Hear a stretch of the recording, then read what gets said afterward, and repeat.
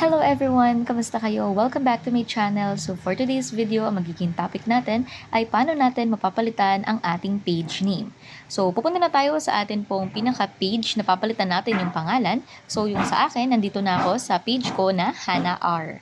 So meron na akong nagawa na tutorial nito nakaraan pero English yun. So ito naman ay Tagalog.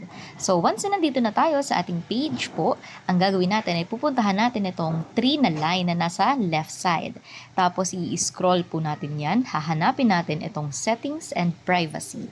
Dito naman sa settings and privacy, mag-a-appear itong settings. So i-click natin itong part ng settings. Dito naman makikita po natin sa baba, i-scroll po natin under po ng audience and visibility, i-click po natin itong page setup. Tapos dito, makikita po natin itong part ng name. Ito po yung babaguhin na natin yung pangalan ng ating page. So para mabago, i-click lang natin itong ating name. So ito yung current Facebook page name ko, Hannah R. So kung may tatanggalin ako, kunyari Hannah lang, tatanggalin ko yung R, i-delete ko lang yan siya. Once na may ginawa tayong changes dyan, makikita natin dito sa baba na nag-blue na itong review change.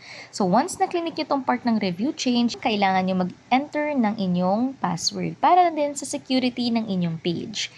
Take note guys, sa loob ng 60 days, isang beses lang kayo pwedeng magpalit ng inyong page name. And that's it. Ganun lang kasimple kung paano po magpalit ng inyong page name. Sana po makatulong itong video sa inyo for some purposes. And kung meron po kayong mga request na tutorials na gusto nyong gawin ko, ay i-comment nyo lang po yan dyan sa my comment section. Ayun lang po. Maraming salamat sa panonood. Ingat po kayo palagi and God bless po!